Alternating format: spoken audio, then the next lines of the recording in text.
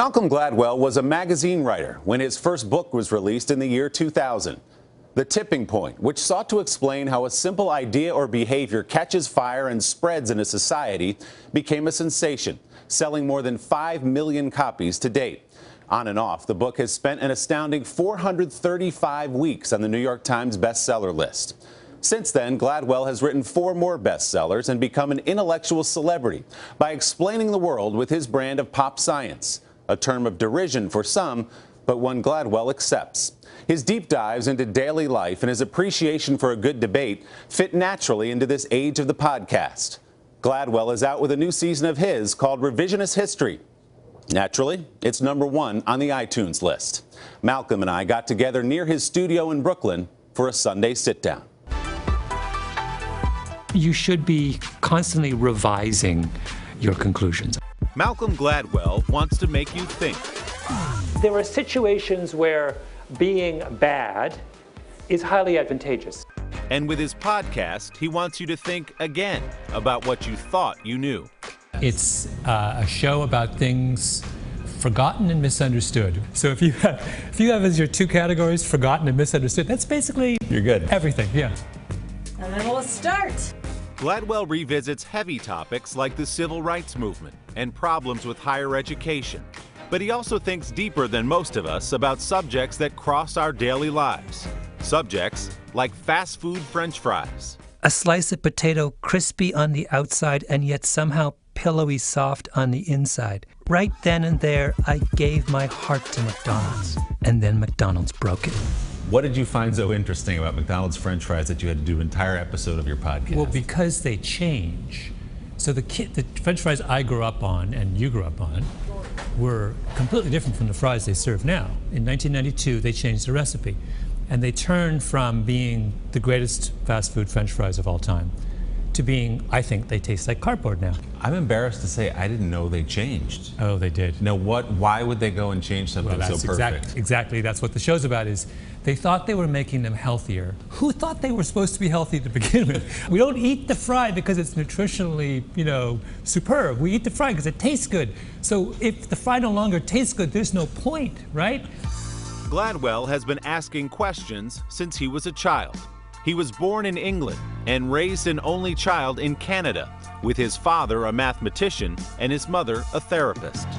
I just grew up in a very small town, rural Canada. I had the most kind of uneventful, I basically just rode my bike and read lots of books. We didn't have a television, we didn't have a stereo, we never went to the movies or ate out. Wow. It sounds monastic. I would tell my mother every day that I'm bored and she would say, good, your brain needs a rest. And I was like, needs a rest? I'm in the middle of the countryside, nothing has happened. Gladwell's first writing job out of college was at the conservative magazine The American Spectator. He went on to write for The Washington Post and then The New Yorker, where his article The Tipping Point became the basis for the book that changed his life. What was it about that book you think that caught on? I have no idea. I was baffled at the time, and I have grown even more baffled in retrospect. Really? It's funny, I don't ever think about that book. I haven't read it since it was published. Is that right? Of all of my books, it's the one for which I have the least affection. So you don't go back and say reevaluate some of the arguments you made and say, I wonder if that still holds up today? Well, I only reevaluate the ones that I think are wrong in retrospect. And were there some in there? Oh, yeah, totally. After the international success of The Tipping Point, Gladwell did it again in 2005 with Blink, a book about the decisions we make in the blink of an eye. 3 years later, another monster bestseller called Outliers, which considers the conditions that help create successful people. Depending on who you ask, Gladwell is a journalist, or a teacher, or a thinker, a cultural translator, or a scientist of sorts. You've heard some grumbling from professors and scientists who say, oh, it's pop science and all the rest of it. How do you answer that criticism? Well, it is pop science. I answer the criticism by saying it's not a criticism. It's true. That's the whole point, right? If I was writing it the way the professor did it, then I should be a professor.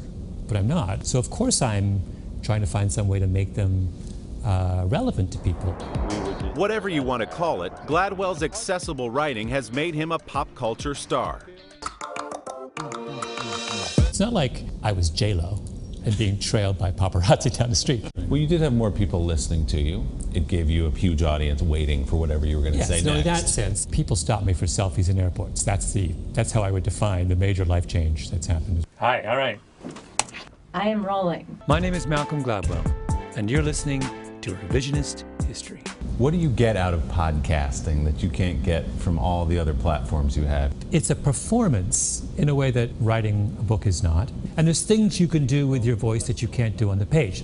People should know you don't roll in here, sit down, and just start talking. I mean, these are, how long is that? It's probably 6,200 words. Wow. So this is many, many, many, many weeks of work, and even more weeks of fretting. One of the topics on his mind today is the mood of the country. So as you take a step back and look at the world, you look at America, you look at the culture the way you do, what do you think right now is sort of the guiding idea undergirding everything that's happening out there? We take one step forward and then we take two steps back. It's a very American kind of thing. And I wonder whether we aren't at the beginning of an extended period of backlash in this country where, in the face of overwhelming amounts of change in a very small time, what people basically do is they say, stop, enough, let's process through this. So there's this angry, vicious backlash. But when change happens in a hurry, that's what people have to find some way to make sense of it.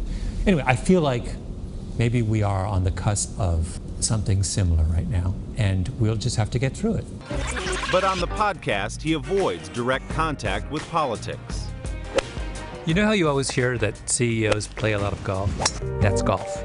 Crack cocaine for rich white guys. Now, the audience can read into that as they will about who I'm talking about.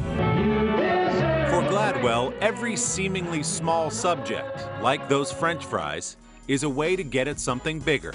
The show is a lament for what was lost. Fries are the reason why McDonald's exists. That was the kind of foundational core of the McDonald's franchise, and they throw it away. See, this is why people love you. You have passion for things that most people wouldn't be quite so passionate about. I do feel strongly about these fries.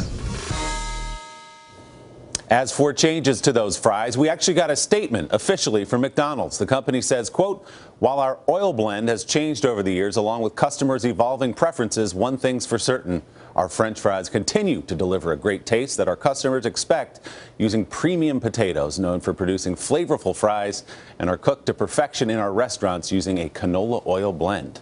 For what it's worth, and with all due respect to Malcolm, I find McDonald's fries to be excellent in every way. You can download Malcolm Gladwell's #1 podcast, Revisionist History, on iTunes now. To hear Malcolm talk about what, in hindsight, he got wrong in the tipping point, check out our web extras at today.com/Sunday. Hello, Today fans. Thanks for checking out our YouTube channel. Subscribe by clicking that button down there and click on any of the videos over here to watch the latest interviews, show highlights, and digital exclusives.